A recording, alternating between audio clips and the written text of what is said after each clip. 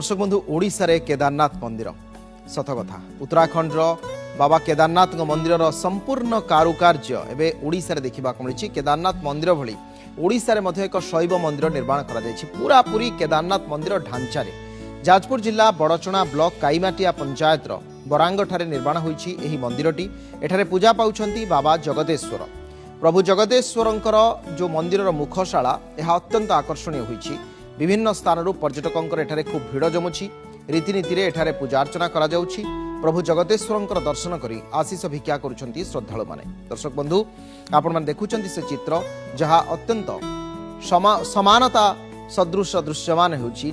एवं ए संपर्क रे आमे विशद भाव रे कथा हबा जे हमर हेमंत दास अछन हमर सहयोगी ए संपर्क रे विशद भाव रे से सूचना प्रदान करिवे।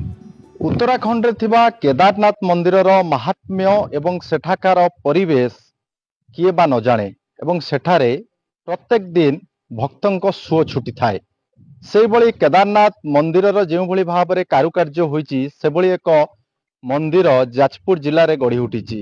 विशेषकर जाजपुर जिला बड़चणा ब्लॉक रो काईमाटिया पंचायत बरांग ठारे थिबा एई द्वितीय जेमती कुआ जाउची जे काईमाटिया मंदिर जो काईमाटिया पंचायत रे ए भली भाव रे केदारनाथ मंदिर जो भली भाव रे कारुकार्य होईची से भली भाव रे ए मंदिर कारुकार्य करा जायची। या विशेषकर जगतेश्वर महादेव को एठारे पूजा करा जाउची एवं विशेषकर ए मंदिर ए किछि दिन हबो एठारे ए मंदिर प्रतिष्ठा करा जायतिला एवं ए मंदिर को पाखापाखि राज्यर विभिन्न कोण अनुकोणरू एठारे भक्तों सुओ छुटुची। कहीं ये जो भली भाव में यार कारुकार्य करा जायछि आपण देखिले भी आश्चर्य लागिबो जे प्रकृत रे जे जो भली भाव में आपण केदारनाथ रे जो भली भाव में मंदिर रो कारुकार्य देखिबे पाखापाखि सेही भली कारुकार्य करिवा पई प्रचेष्टा करा जायछि एवं सेही भली कार्यक्रम मध्य करा जायछि। स्थानीय अंचल रे अछंती बहु विद्याजीवी अछंती महिला माने अछंती सेमानकर प्रतिक्रिया नेबा। आज्ञा ये मंदिर केबेटू हेलाणी एवं प्रकृत रे कोन पई ये जो कार्यक्रम करा जायछि?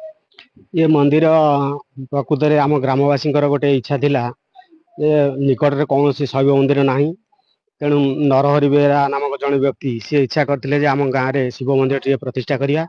से 1996 मसीह शुभ देते किंतु कौन कार्यवशतः मंदिर टी संपूर्ण हो पार ना। 2024 29 एप्रिल मसरे सत्यम दास नामक जड़े व्यक्ति एठार आसी उपस्थित हेले एवं सी गाँव युवक मान एकत्रित कर मंदिर टी निर्माण पाई स्थिर कले एवं आम सहयोग कलु जहाँकि एक वर्ष मध्य 2025 एप्रिल 30 तारिख अक्षय तृतीया दिन प्रतिष्ठा होता।